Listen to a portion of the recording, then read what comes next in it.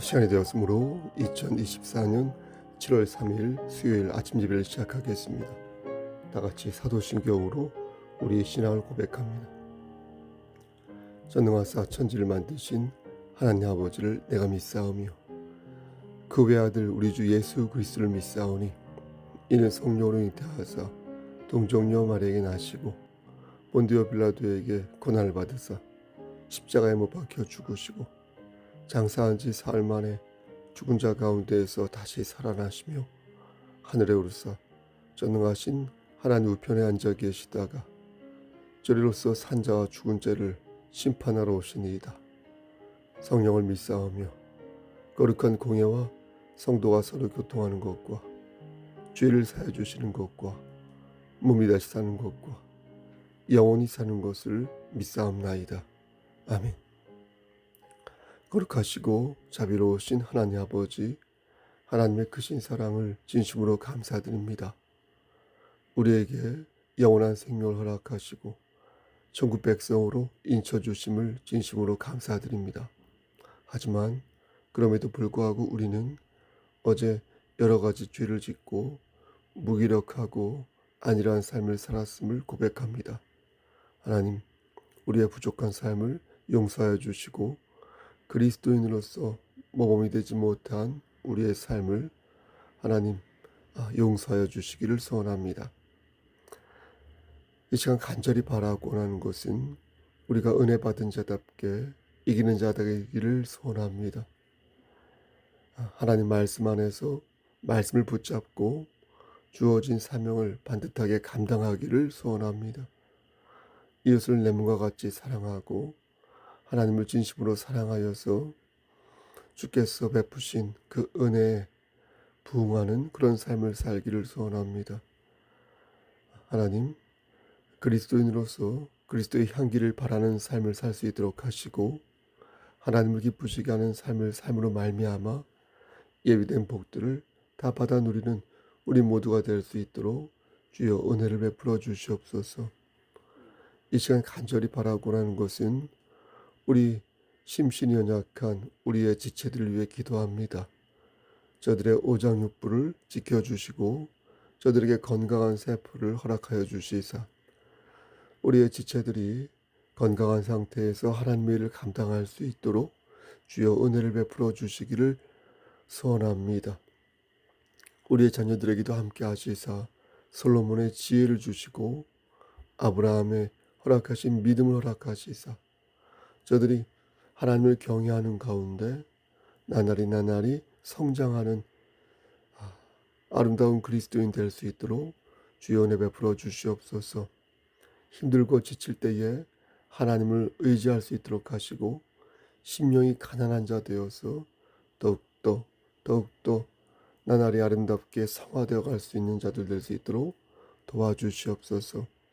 우리의 부모님에게도 함께 하시사 육신의 장막이 벗어지는 그날이 될 때까지 주여 장중에 붙잡아 주시옵소서. 모든 말씀 예수 그리스도인 받들어 감사하며 기도드렸사옵나이다. 아멘. 하나님 말씀 하박국 2장 18절에서 20절 말씀입니다.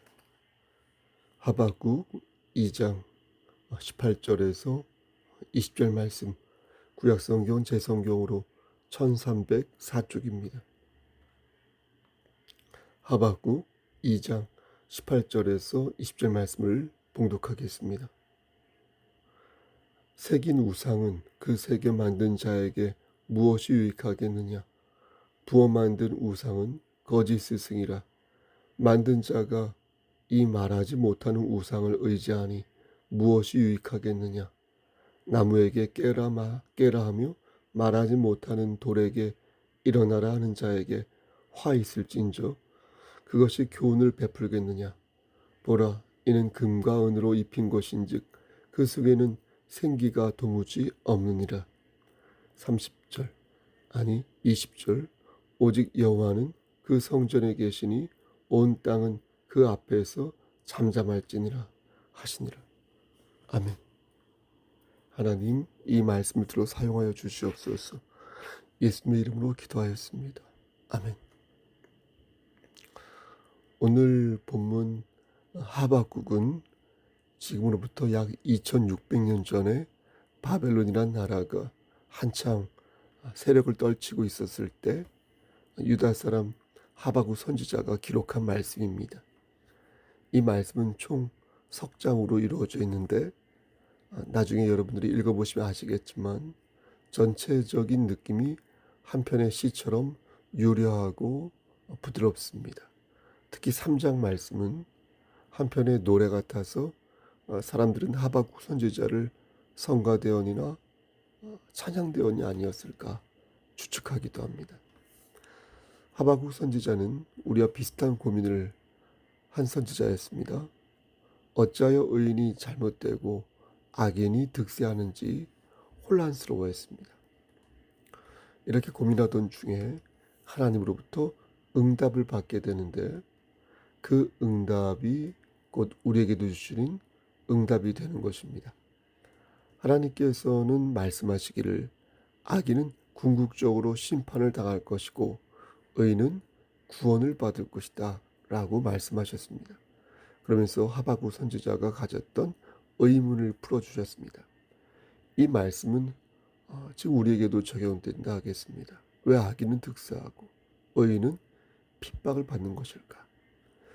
죄악된 세상에서 이것은 어쩌면 당연한 일인지도 모릅니다. 하나님께서 우리에게 걱정하지 말라. 내가 알아서 섞을 것이니 너희는 하나님의 역사하심을 지켜보라 라고 말씀하시는데 이렇게 명쾌한 답변을 제시한 말씀이 바로 하박국이라 하겠습니다. 하박국에서 가장 많이 알려진 말씀은 2장 4절 말씀이 되겠습니다. 오늘 본문은 아니지만 이 말씀을 한번 읽어보겠습니다. 2장 4절입니다. 보라, 그의 마음은 교만하며 그 속에서 정직하지 못하나 의인은 그의 믿음으로 말미암아 살리라. 많이 들어보셨죠? 그의 믿음으로 말미암아 살리라. 의인이 믿음으로 말미암아 산다는 말씀, 이 말씀을 바르게 이해하려면 앞에 구절인 교만한 자는 정직하지 못하다라는 말씀을 먼저 이해해야 합니다. 교만한 사람은 하나님을 의지하지 않습니다. 심령이 가난하지 않으므로 자신의 경험과 지식을 의지합니다. 하지만 심령이 가난한 자는 어떻습니까? 하나님을 의지합니다. 따라서 2장 4절에서 말씀하는 의인이란 하나님을 의지하는 사람을 가리키는 것입니다. 다시 말해서 심령이 가난하여 천국을 소유한 자를 가리키는 것입니다. 그런 사람이 믿음으로 사는 것이니까 그 믿음은 곧 예수 그리스도의 은혜인 것입니다. 사도 바울이 이 말씀을 인용하여 하나님의 구원의 원리를 가르쳤고요. 마틴 루터도 이 말씀을 근거로 오직 믿음이라는 캐치프레이를 만든 것입니다. 저도 마찬가지로 이 말씀을 근거로 하나님의 주권과 하나님의 은혜를 주야장천 강조하는 것입니다. 오직 믿음으로 말미암아 산다는 것은 우리가 하나님의 은혜를 의지할 때 비로소 살아남을 수 있다. 이것을 강조하는 것입니다. 그럼 오늘 본문으로 다시 들어가 보겠습니다. 오늘 본문을 한마디로 정리하면 우상을 섬기지 말라는, 우상을 섬기지 말. 너희가 우상을 섬기면 나 여호와가 가만히 있지 않겠다는 것입니다. 그러면서 왜 우상을 섬기면 안 되는 건지 하나님께서는 특이한 방법으로 말씀하시는데 그게 바로 제 표현대로 하면 효율성과 수익성입니다. 우리가 우상을 섬기면 안 되는 이유는 여러 가지가 있겠지만 그 중에 하나가 우리에게 득이 되지 않기 때문이라는 것입니다. 어떤 이득이 있으면 우상을 섬기겠는데 아무런 이득이 없으니 그러지 말라는 것입니다. 근데 재미있는 것은 이 말씀이 당시 유대인들에게 하신 말씀이 아니라는 것입니다. 이 말씀은 당시 유대 민족을 다스리던 바벨론에게 한 경고의 말씀이었다는 것입니다. 당시 바벨론은 앞에서 살짝 제가 말씀드렸지만 중동의 신흥 강국이었습니다. 아수르, 그러니까 우리가 잘 아는 아시리아라는 나라를 멸망시키고 전통적 강국이었던 애굽 있죠? 이집트. 그 애국까지 격파하면서 새롭게 중동 지역의 질서를 재편했던 나라가 바로 바벨론이었습니다. 근데 지금 하나님께서 이 바벨론이라는 나라를 향하여 하박국 선지자로 하여금 당신의 말씀을 대언하게 하신 것입니다.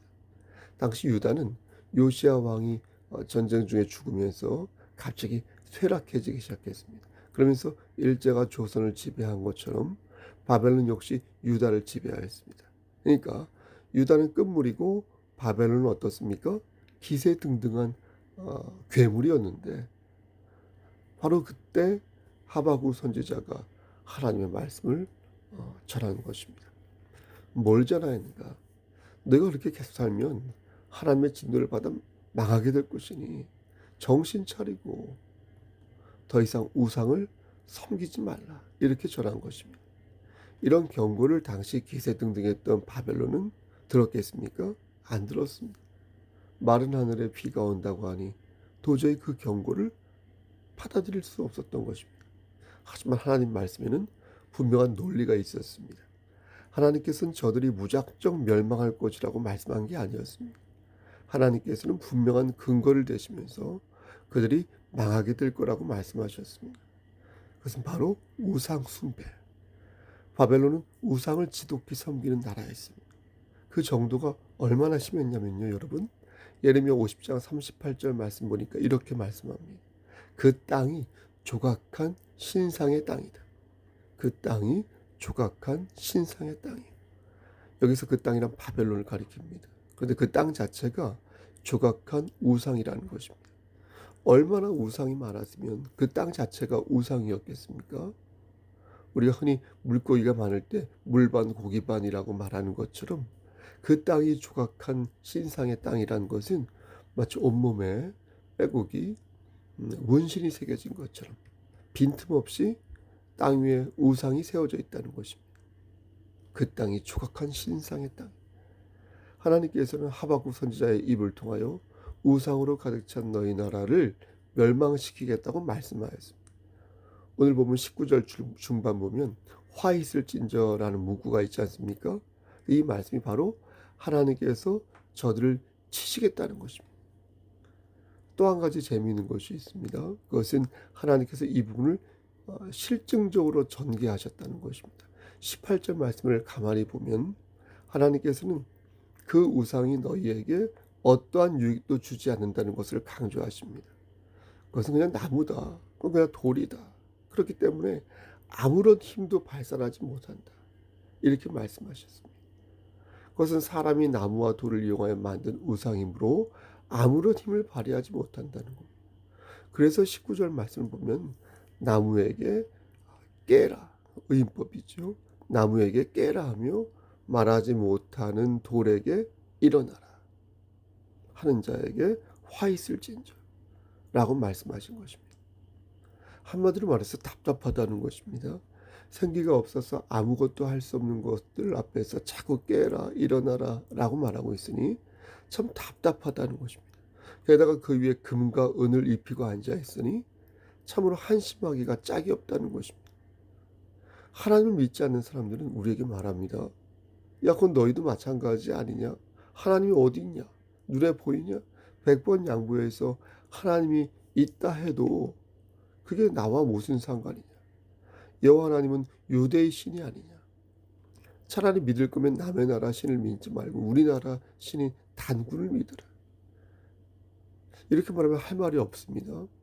우리는 여러분 근데 이스라엘 신을 믿는 게 아니거든요.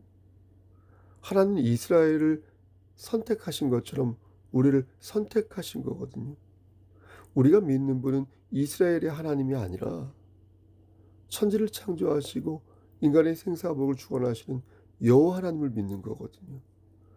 근데 저들 마음대로 하나님을 자르고 쪼개고 있으니 그런 이들에게 무슨 말을 할 수 있겠습니까? 세상 사람들은 말합니다. 하나님을 증명해 보라. 성경이 진짜 하나님의 말씀인 것을 증명해 보라. 그럼 우리는 이렇게 말할 수 있습니다.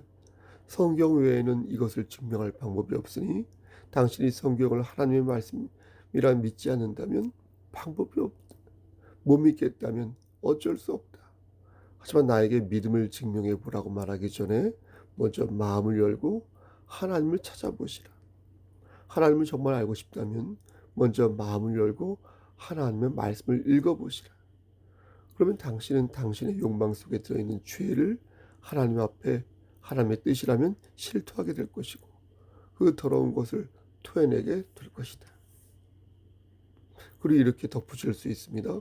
로마서 1장 19절과 20절 말씀을 보면 하나님께서는 인간을 창조하실 때 인간이 하나님을 알고 느낄 수 있도록 만드셨다고 하였다. 그래서 하나님을 모른다고 핑계될 수 없도록 인간들에게 당신을 보이셨다. 그러니까 인간이라면 누구나 하나님의 존재를 본능적으로 느낄 수 있다는 것입니다. 다만 그의 마음에 당신의 마음에 도끼가 있어서 하나님을 모른다고 핑계를 대거나 아니면 의도적으로 하나님을 멀리하고자 하는 그런 강팍한 모습을 보이는 것이다. 모든 피조물은 창조주이신 하나님을 섬기는 자세를 가지고 있었지만 그놈의 죄가 들어오면서 그 마음이 왜곡되었고 그래서 누구는 회개하여 다시 하나님을 섬기지만 누구는 끝까지 우상을 만들어 자신의 욕망을 그 속에 투영시키는 잘못을 범하는 것이다. 이렇게 말할 수 있습니다. 하나님께서는 오늘 본문을 통하여 우리에게 말씀하십니다. 20절 말씀에 오직 여호와는 그 성전에 계시니 온 땅은 그 앞에서 잠잠할지니라. 원어 성경을 보면 20절 말씀에 나오는 오직이란 말이 없습니다. 그 대신에 그러나라는 단어가 들어있습니다. 그러나 그러니까 19절 말씀과 연결해 보면 우상들은 아무것도 할 수 없지만 그러나 하나님은 그렇지 않다는 것입니다. 우상은 말뚝처럼 박혀서 다른 데 갈 수 없으나 하나님은 시편 11편 4절 말씀처럼 하늘의 성전에서 우리를 통촉하시고 감찰하신다는 것입니다. 그러니 너희는 우상을 섬기지 말고 누구를 섬기라? 하나님을 경외하라. 하나님을 섬기라는 것입니다.